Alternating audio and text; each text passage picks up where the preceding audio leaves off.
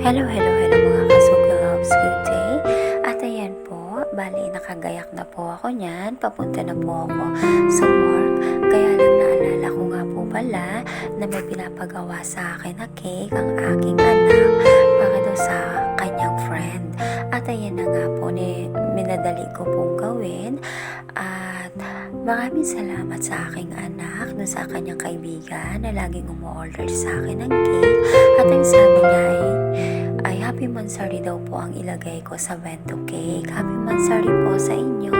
At ayan na nga ang usapan ng aking anak at yung kaibigan niya ay kukain daw niya dito sa aking trabaho. Kaya dinala ko po yung bento cake. Nagka-e-bike lang po ako.